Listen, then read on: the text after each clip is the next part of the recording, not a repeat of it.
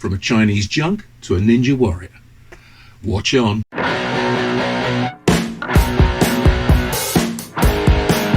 So here it is, the Rock and Roll Gear Show's very first Stellarcaster. Why Stellarcaster? Because according to the Oxford English Dictionary, and I'm going to quote this now, definition is, and I quote, is featuring or having the quality of a star performer. This one's got it. Next job, and this is going to be an interesting one for me, is I'm going to remove this pickup, which means I'm taking the bridge plate off, taking the control plate off, desoldering it. I'm going to very carefully unwrap the wound tape around there, which I assume that's what it's got. I've not actually looked yet, and I'm going to wax pot it.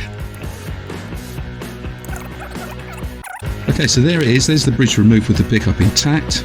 We can see it has got some tape wrapped around the coil windings. 3 bolts to undo it. There's also 3 springs as well, so we're going to be taking those springs out as well. So you can wind up with 3 bolts and 3 springs. I've desoldered the base plate and taken that off because I just felt that's going to get in the way.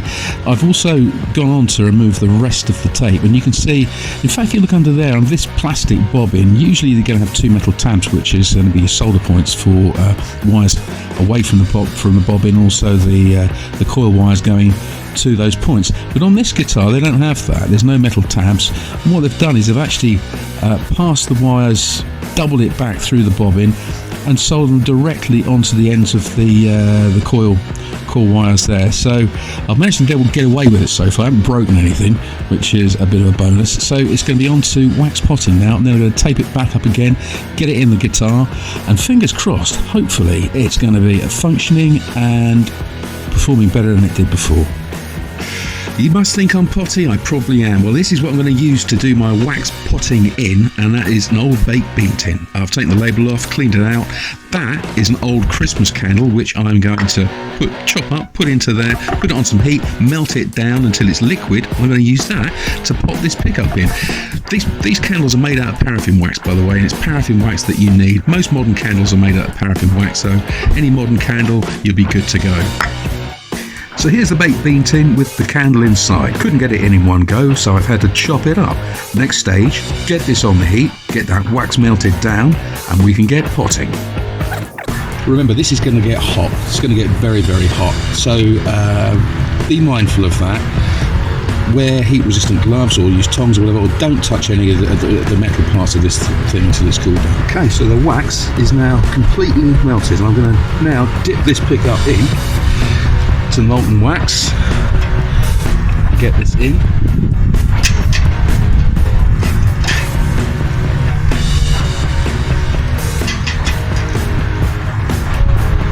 we're going to leave this in there until any air bubbles stop.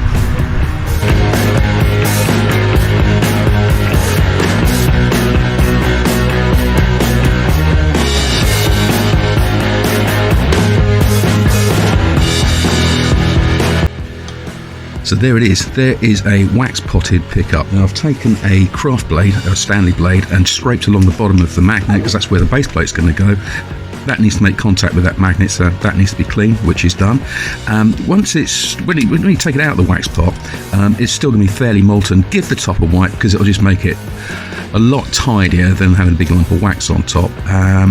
As you can see, the wax has coated the coils extremely well.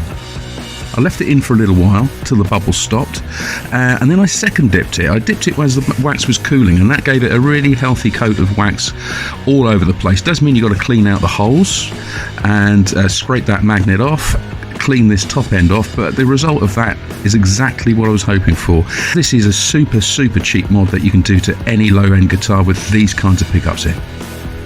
Okay, so let's test these pickups now they're all back in and wired up. So bridge pickup on its own, this is the one we wax potted, don't forget.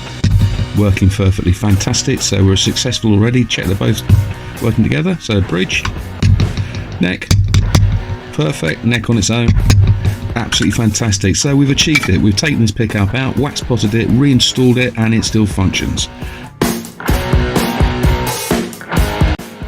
So making your guitar logo to put on your project or whatever else you want to put a logo onto, the program I've used, and I highly recommend it, is one called Inkscape. It's an open source, free program. It's not going to cost you anything to use, and it's got all the tools you need to edit, resize, colour, whatever your logo you're going to create for your project. It also conveniently, as you can see on the screen, it's got a representation of an A4 sheet, so you've got an idea to scale as how they're going to turn out. What I'd recommend is that you're going to need to print off just a regular sheet of A4 paper with your project logos on there, cut them out, test them for size, and you can adjust them if you need to thereafter. So now you've printed onto the water slide paper, which is fantastic. So we're getting forwards, but that ink is still wet and we need to dry that before we go any further. So hair dryer, switch it on and get drying.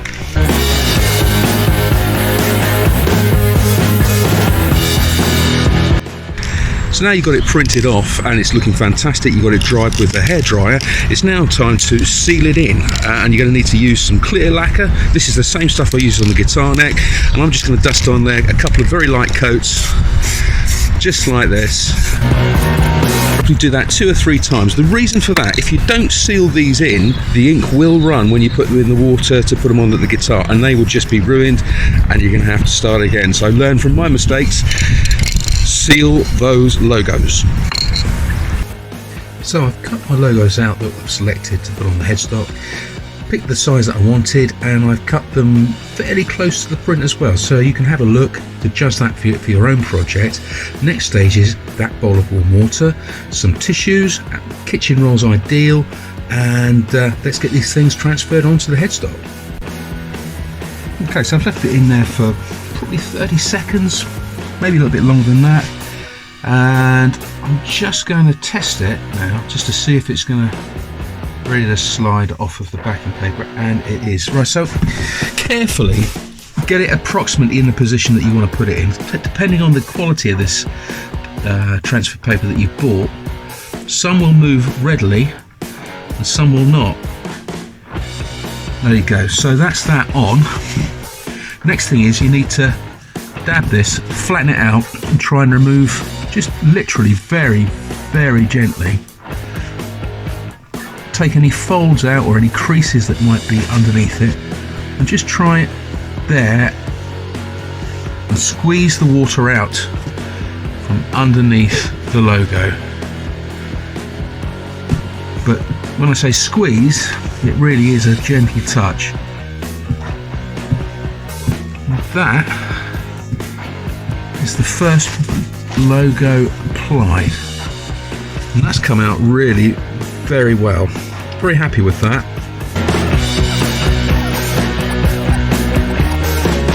Okay, so this neck's now ready to get some lacquer to protect those logos that are stopping getting scratched off. Let's go!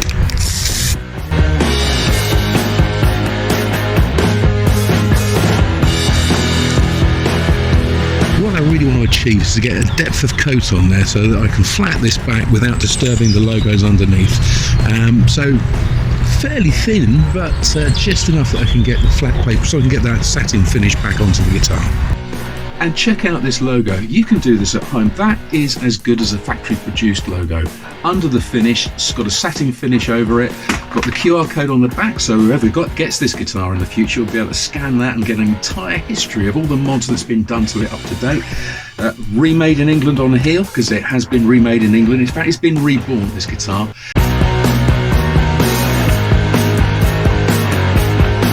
Okay, so we are at the stage of sorting this neck out. A few tools you're going to need: notched straight edge, a fret rocker, Allen key for adjusting the truss rod, fret protectors, or you could use masking tape, a fret file. This is a budget version, but this is the sort of thing many of you will be buying for your, to do your first fret jobs with. Sometimes you get these sort of things as well, probably not going to use those.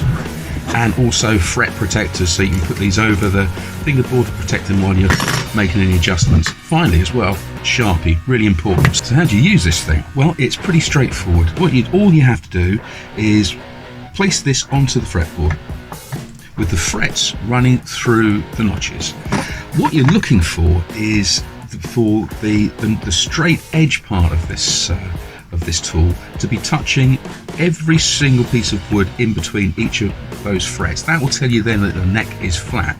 If it's not, then you will need to make an adjustment with the truss rod here at this end, tightening it to put back bow into the guitar if the guitar is leaning forward, or slackening it off to put some relief into it. And what we're looking to do is to have neither a back bow nor relief, but to get this dead straight. Once we've got this neck dead straight, which it is, I've already done this one, we can then move on to the second tool, which is the fret rocker. And here it is. So that's got different sizes so that you can get between 3 frets at a time at different places on the neck. So if we start at this end, place it across the first 3 frets and see if it rocks. And it doesn't on the first 3 frets. Okay, so now go to the next 3 frets and let's see what we've got. Nothing there. A slight rock there, listen. You can hear that rocking. Nothing there, nothing there, nothing there. So we know that this fret is a little bit high right there. And what you do is you take your Sharpie and on the top of the fret only, just on the top of the fret, mark the point where it is high. Okay, so that's 3. Let's move on to the next 3 there. It's getting a bit shorter now, so we can use the slightly shorter part of the fret rocker. Let's test it. No rock, no rock, slight rock, very slight rock, very slight rock. So we know that this fret, the one in the middle, is higher than the 2 either side, but it only starts from there. So we know that this fret needs sorting out from that side. Okay.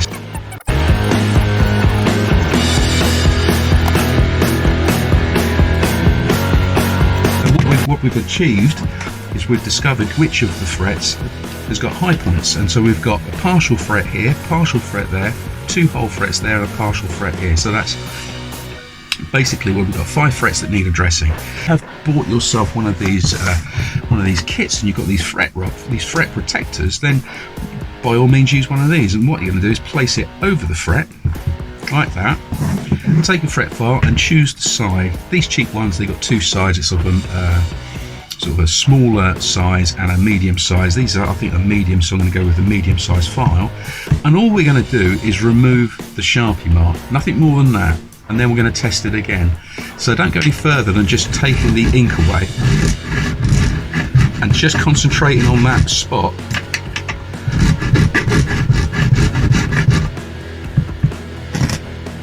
Where the rock was. Okay, so we've now taken that back a little bit. Get your fret rocker again. Just test it. That's good. That's taken it out completely. So that fret's ready to be polished.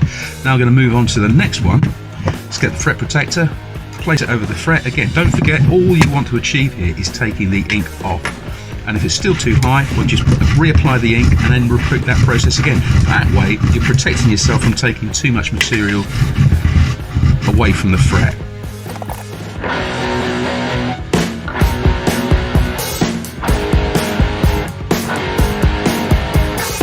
Pass the bolt through the appropriate hole in the bridge, slide the spring on, all the way, push it in. Okay. Now wind the spring back with one hand, hold the screw in a slightly upwards position. Position the new bridge saddle over it and spin it on, and it is as simple as that. So there we are, 3 new brass bridge saddles on there. That should marginally improve the tone and to a degree marginally improve the sustain as well. And on top of that, they look cool.